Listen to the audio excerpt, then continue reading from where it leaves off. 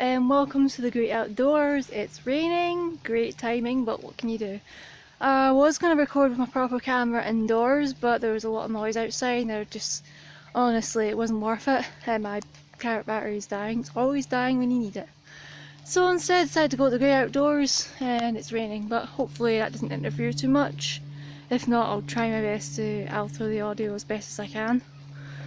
Anyway, today I want to discuss neurodiversity and my thoughts on it. I've also wrote a blog post about it a while ago, so I'll link that down below. Neurodiversity is basically a wide range of neurological differences, be it autism, ADHD, even like neurological difficulties and intellectual difficulties.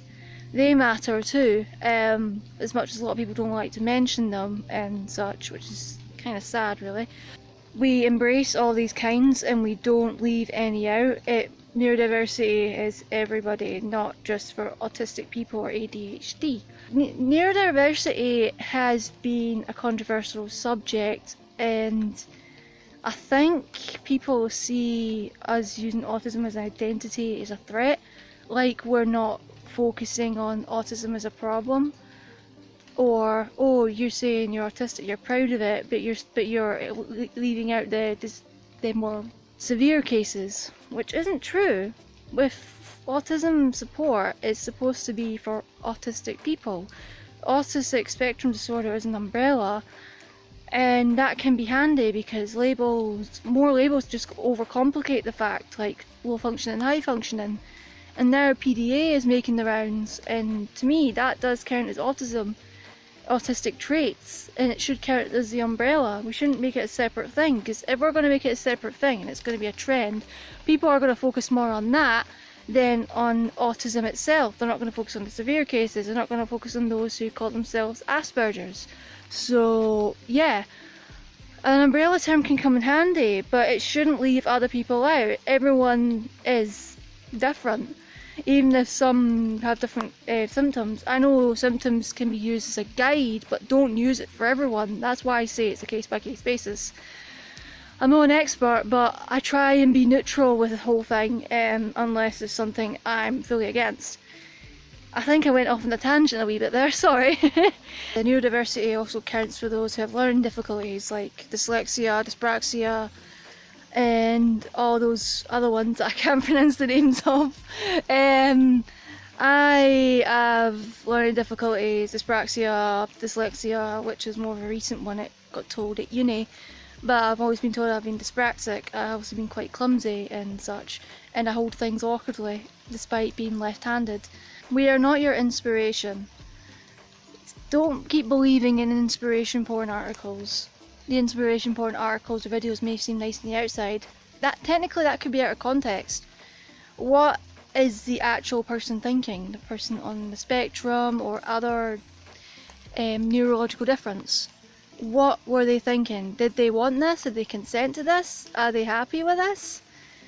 Or is the parent or friend or other just trying to get a brownie point and going, look at me, I helped a disabled person! Notice me! That's why I'm really skeptical with things like that. There is a few things that have been done right that can be portrayed the same way, but it's not necessarily inspiration porn. But I'd be careful with that. And neurodiversity is not inspiration porn either. Neurodiversity is as it is. It's a diversity of all neurological differences, and we should embrace them. That's the ones who can function well, that's the more severe that need help, that's the ones that are non-verbal, that's the ones, I should say these are the ones, but I can't talk half the time, you know.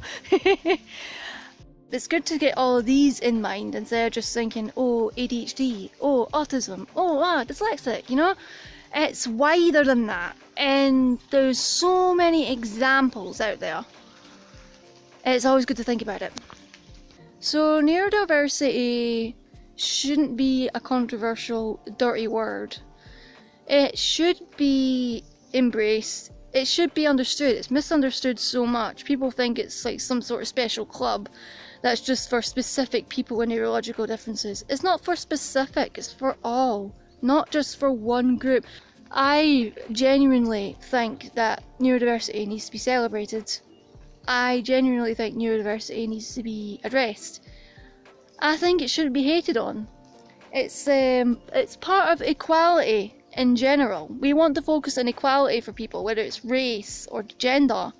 This is just as important. Neurological differences, neurological thinking, whether you are ND, NT, whatever, is just as important as focusing on gender and race. Neurodiversity should be better represented. Yes, I do. Neurodiversity is what it is, and it could help show a more positive light for those that are neurodivergent, and not in a patronising way.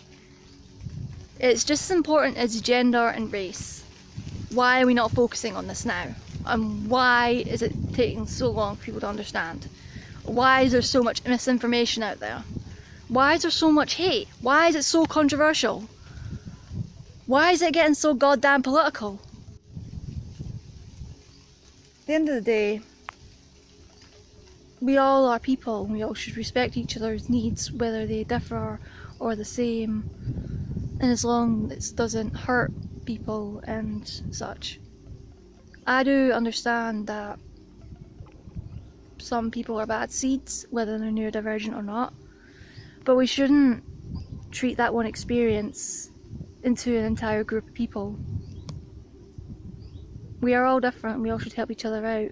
Fighting amongst ourselves isn't any good. We should help each other out. And neurodiversity is the diversity of all of us neurodivergent people, and we should all help each other out.